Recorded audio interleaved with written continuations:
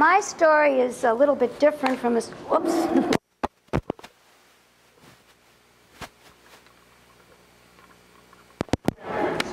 Is it okay now? Can you hear me? Is it on? No? Good. Absolutely. You can hear me? Yeah. Oh. Can you hear me now? Hang on. Oh. Okay. Start over. Okay. Start it. Okay. Can everybody hear me? My story is a little different from the story of the book, but it is about Sleeping Beauty and how she woke up. And her story, my story about Sleeping Beauty is called Sleeping Beauty and the Rude Awakening. Madam Toastmaster, fellow Toastmasters, most welcome guests. Once upon a time, a wicked witch cast a spell upon a beautiful princess. When she was 16 years old, she pricked her finger upon a spinning wheel, and because of the spell, she fell asleep for 1,000 years and could only be awakened by a kiss at the end of that time. A thick forest grew up around the castle, which could not be penetrated for the 1,000 years of the spell. Many a brave knight had died trying, and their skeletons were hanging in the thickets of the forest as a grim testimony to their efforts. Over the course of the centuries, the castle and the land surrounding it became prime real estate, but nobody bought it because the forest was impenetrable. But at the beginning of the 21st century, the castle went into foreclosure. It had one of those adjustable rate subprime mortgages. And an intrepid builder decided that he was going to do what no one else had been able to do. He was going to buy the forest, develop the property, and make a fortune. The name of this intrepid builder was Ronald Grump. As luck would have it, he arrived at the forest just as the 1,000 years was coming to an end. He found the castle and went in. There, in one of the rooms of the castle, this one here, he found a beautiful princess peacefully sleeping.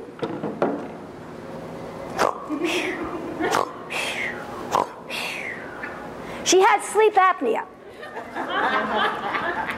Since she was so beautiful, and since he was Ronald Grump, he kissed her in between snores, whereupon she immediately woke up. "What are you doing in this castle?" asked Ronald Grump. "I have been sleeping here for 1,000 years," said Sleeping Beauty. "You are remarkably well preserved." "That's because I believe in moisturizing." "I have been waiting for 1,000 years and could only be awakened by a kiss at the end of that time." "Glad to oblige," said Mr. Grump. "But you are not what I expected. I thought you would be younger. And what's the matter with your hair?" "Listen, Sleepy, for someone who's 1,000 years old, you've got some nerve complaining about my age. Fortunately for you, I like older women, especially when they look like 16. So how would you like to get married?" Well, Sleeping Beauty hadn't had a date in 1,000 years. So she married the first man who asked her and became Mrs. Sleeping Beauty Grump. Once they were man and wife, Ronald Grump showed his true colors. "I am going to turn this castle into a casino," said the Ronald. "We'll call it Sleeping Beauty's Castle, where all your dreams come true." "You can't do that," said Sleeping Beauty. "This is my castle." "Oh no, Mrs. Beauty Grump. Now that we are married, half of everything you own belongs to me, including your castle. That is the law." Well, Sleeping Beauty was a very naive 1,016-year-old. She didn't know about this law. She began to cry. "Boo-hoo-hoo! Boo-hoo-hoo! Boo-hoo-hoo!" She cried. "You're fired!" yelled Ronald Grump. "Fired? How can I be fired? I don't even work for you. That's right. I wouldn't have a wimp like you working for me. Women nowadays don't cry. They stand on their own 2 feet, and they don't sit around waiting for Prince Charming to come and rescue them either. They stand on their own 2 feet like my first wife, Savannah. Your first wife? Yeah. When I divorced her, she didn't sit around crying. She got a career and supported herself. Well, if she's so wonderful, how come you divorced her? She got old. And you didn't? That's different. Why? Because I'm a man. Sleeping Beauty would have cried again, only she didn't want to get fired again.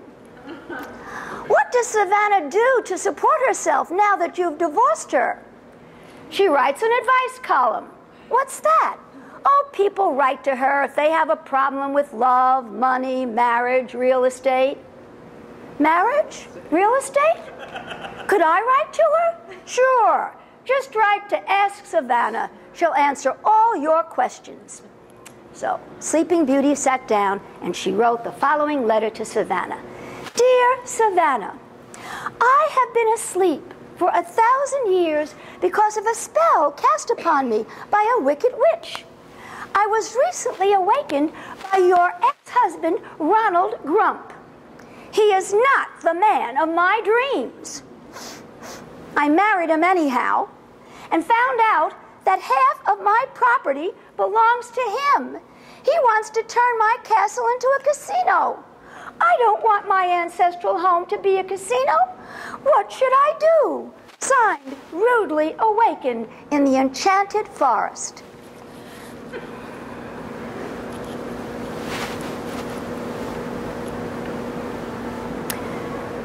Dear Rudely Awakened, well, you certainly are a babe in the woods. And if ever there was anyone who needed advice, it is you. Fortunately, you have come to the right place. I will be your fairy godmother. The Ronald isn't my idea of Prince Charming either. Tell Grumpy he doesn't own half your castle because he is not married to you. He is still married to me because our divorce was never made final. I'll call the Legal Aid Society and have them send someone over to represent you. Click.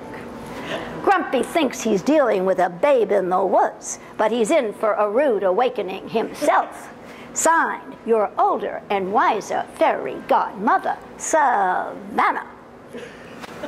The next day, when Grumpy came with his bulldozers and his building crew to renovate Sleeping Beauty's castle and turn it into a casino, Sleeping Beauty stood her ground. You don't own half this castle, Mr. Grump, because you're not married to me. You're still married to Savannah. Leave at once, or I shall have you arrested for trespassing. Who told you all this? My fairy godmother. Listen, Sleepy, this is the 21st century. You're dreaming again. It's about time you woke up. Just then, there was a knock at the palace door.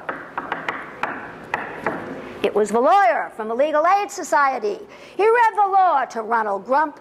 Rats, foiled again, said the Ronald, as he skulked off, twirling his mustache. On the advice of her fairy godmother, Savannah, Sleeping Beauty turned her castle into a bed and breakfast. She called it Sleeping Beauty's Bed and Breakfast, where all your dreams come true. And her dreams came true, too. She got married. She married the lawyer from the Legal Aid Society, a Mr. P. Charming, who bore a striking resemblance to the man of her dreams. And this time she got a prenup.